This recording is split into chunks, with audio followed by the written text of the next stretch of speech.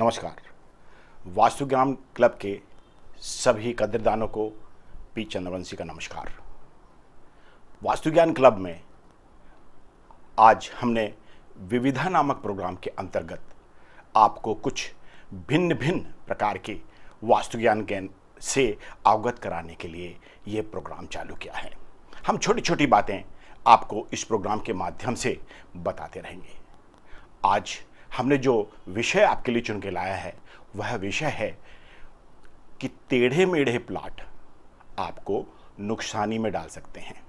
इसे ठीक कीजिए और बचे हुए भाग को अलग कर दीजिए। इसके कुछ उपाय हम आपके सामने प्रस्तुत करते हैं। वैसे तो सही मायने में समकोण के जो प्लाट होते हैं, जिन प्लाटों के चारों कोने 90 डिग्री सेंटीग्रेड के 90 डिग्री अंश के होते हैं, वो प्लाट सबसे श्रेष्ठ और उत्तम माने गए हैं। आयताकार प्लाट जो कि लंबाई में अधिक और चौड़ाई में कम होता है, मगर उसके भी चारों भुजाएं 90 कोण जो होते हैं 90 डिग्री की होती हैं। यह प्लाट भी बहुत उत्तम और सर्वोत्तम बताया गया है, जैसा कि आपको चित्र में दिखाया जा रहा है। साथियों, ये जो दो प्रकार के प्लाट हैं ये आपको सुख और समृद्धि देते हैं। इसके अलावा अगर आड़े तिरछे प्लाट हैं तो उन्हें किस तरह से ठीक किया जाए ये हम आपको बताने की कोशिश कर रहे हैं। एक एग्जाम्पल मैं आपको दे रहा हूँ। एक भूखंड है, दो भूखंड हैं, जैसा कि चित्र में आपको दिख रहे हैं। पूर्व में मार्ग है और एक भूखंड है, एक प्लॉट है जो गोमुखी भूखंड है, जिसमें रोड की तरफ का भाग सकरा और अंदर का भाग चौड़ा है। ये गोमुखी प्लाट कहलाता है। इसके कोई भी एंगल, कोई भी कोण 90 डिग्री के नहीं है, मगर फिर भी यह गोमुखी प्लाट शुभ कहलाता है। इसमें कुछ थोड़े बहुत परिवर्तन और वास्तु कंसल्टेंसी लेने के बाद ये प्लॉट जो है गोमुखी प्लॉट, ये शुभ हो जाता है।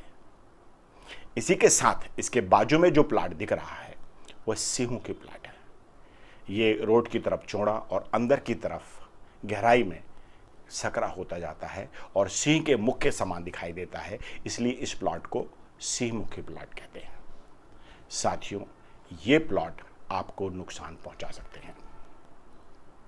इसमें ईशान की तरफ और आग्नेय की तरफ, दोनों की तरफ ये प्लाट बढ़ा हुआ है। इस प्लाट को ठीक करने के लिए हम, जैसा कि डॉट लाइन दिखाई गई है, ऐसे डॉट लाइन बना करके प्लॉट में और प्लॉट को आयताकार कर लेंगे और उस आयताकार प्लॉट पर हम अपना भवन का निर्माण करेंगे।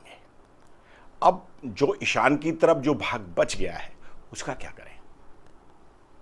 उस ईशान की तरफ जो भाग बच गया है उस भाग को आप गार्डन के रूप में उपयोग कर सकते हैं। उस भाग में आपको कुछ भी चीजें नहीं बनानी है, इवन गेट भी नहीं बनाना है।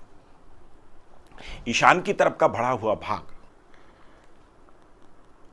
ये लाभ तो देता है, शुभ भी रहता है, किंतु पिता और पुत्र के बीच यह भाग खटपट पैदा करता है। इसलिए इस भाग में कोई कंस्ट्रक्शन नहीं करना चाहिए। तो फिर क्या करना चाहिए? इस भाग में छोटे पौधे, फ्लावर्स के पौधे, फूलों के पौधे लगाने चाहिए। बड़े पौधे नहीं लगाने चाहिए। छोटे पौधों में पीले रंग का फूल वाला पौधा नहीं लगाना चाहिए। अर्थात इस भाग में, ईशान भाग में जो जगह हमने छोड़ी है उसे खाली छोड़ देना चाहिए, सिर्फ गार्डन बना देना चाहिए। अब दूसरी तरफ हम लेते हैं कि आग्नेय की तरफ भी यह भाग बढ़ा हुआ है। अब आग्नेय की तरफ जो भाग बढ़ा हुआ है, ये देखिए, ये दिख रहा है आपको, जैसा कि चित्र में दिख रहा है।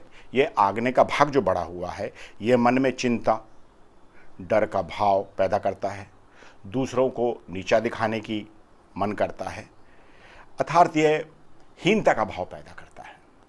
अतः आग्नेय में बढ़ा हुआ भाग में अगर आप कोई कंस्ट्रक्शन कर लेते हैं तो आप हमेशा चिंता, दुख, आगजनी और परेशानियों का सामना करेंगे।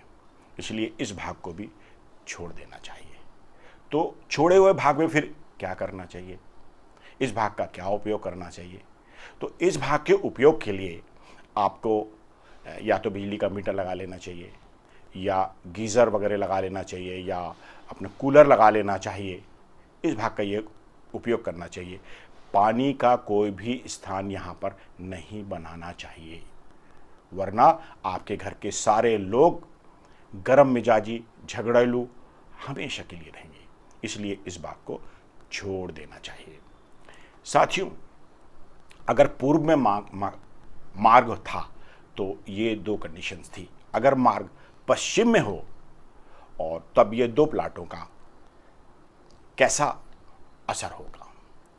जो पश्चिम में मार्ग होने पर जो गोमुखी भूखंड है वो तो मिश्रित फल देगा, शुभ फल भी देगा, मगर जो श्रीमुखी प्लॉट है उसको भी आप डॉट लाइन से, जैसा कि डॉट लाइन दिखाई गई है वैसा करके आयताकार बना लीजिए और फिर उसमें भवन का निर्माण करिए।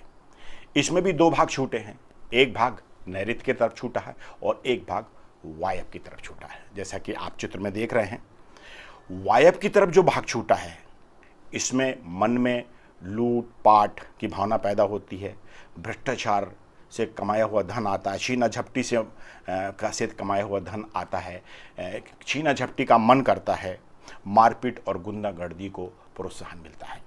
हालांकि वायव्य का बढ़ा हुआ भाग आपको विदेश यात्रा जरूर कराता है, मगर वो भी भ्रष्ट कार्यों के लिए ये विदेश यात्रा कराता है। भ्रष्ट रास्तों से, अधर्म के रास्ते से पैसा आता है।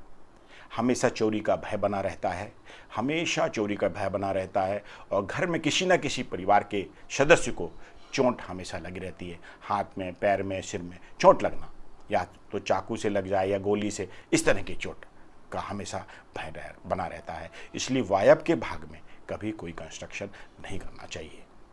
तो फिर इस भाग का क्या करना चाहिए? इस भाग में आप चाहें तो सेप्टिक टैंक बना सकते हैं, आप चाहें तो कार पार्किंग बना सकते हैं, आप चाहें तो सीढ़ियां निकाल सकते हैं। जो सेप्टिक टैंक आप बना रहे हैं उसको हमारा जो भवन है उसकी दीवार से 1 फुट की दूरी पर बना, उससे टच नहीं करना चाहिए, नहीं तो उसके भी बुरे परिणाम प्राप्त होते हैं। तो वायव्य के स्थान का मैंने आपको उपाय बता दिया है। भाग नैऋत्य की तरफ बढ़ा हुआ है, उसके बढ़ जाने से असुरियों शक्तियों का प्रभाव पड़ता है, व्यर्थ में चिंता रहती है, बार बार लड़ाइयाँ होती हैं। और अगर आपने यहाँ लैट्रिन, बाथरूम या सेप्टिक टैंक या कोई गड्ढा बना रखा है तो घर के स्वामी पर लांछन लगने के पूरे चांसेस रहते हैं। घर की महिलाओं के लांछन हो जाने या करप्ट हो जाने के पूरे चांसेस रहते हैं। इसलिए नैऋत्य में कंस्ट्रक्शन नहीं करना चाहिए। इस जगह को बहुत साफ़ सुथरी रखना चाहिए और यहाँ पर कोई भी गड्ढा या लैट बाथरूम नहीं बनाना चाहिए। यहाँ असुरी शक्तियाँ रहती हैं और वो स्वच्छता पसंद करती हैं। अगर आप सुखी रहना चाहते हैं तो इस भाग को बिल्कुल छोड़ दीजिए। तब इस भाग का क्या करें? इस भाग में आप अपने पुराने सामान जैसे कूलर है, अपने पुराने टेबल हैं, बड़े बड़े टेबल हैं, या वो सामान अलमारियां हैं जो आप थोड़े थोड़े समय के बाद इस्तेमाल करते हैं या कभी कभी इस्तेमाल करते हैं, ऐसे सामानों को वहाँ रखें, मगर सफाई का पूरा ध्यान रखें, वरना ये नैऋत्य दिशा का छूटा हुआ भाग आपको बहुत मुसीबत में डाल सकता है। साथियों, अगर यही प्लॉट उत्तर की तरफ है तो गोमुखी प्लॉट पे तो आप कंस्ट्रक्शन कर सकते हैं, किंतु सिंहमुखी प्लॉट है, सिंहमुखी प्लॉट में फिर वही आपको जो डॉट लाइन दिख रही है उसको प्लॉट को वैसा करके आयताकार बना लीजिए। 90 डिग्री के आपके पूरे कोण बन जाएंगे। अब बचे हुए भाग, एक भाग ईशान की तरफ बचेगा, एक भाग वायव्य की तरफ बचेगा।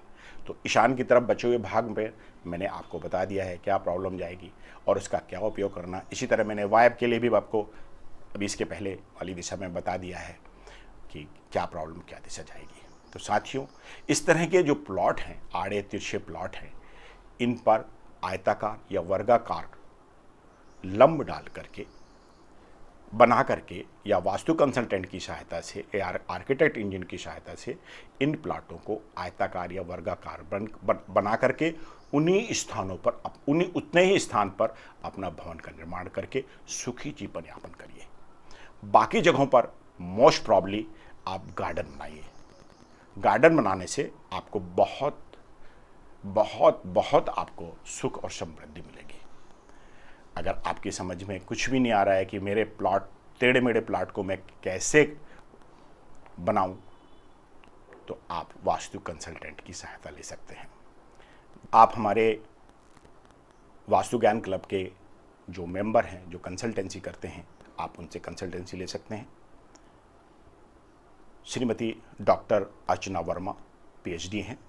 इनका मोबाइल नंबर है 9424913088। श्रीमती अर्चना मिश्रा जो MA वास्तु हैं, इनका मोबाइल नंबर 9691213624।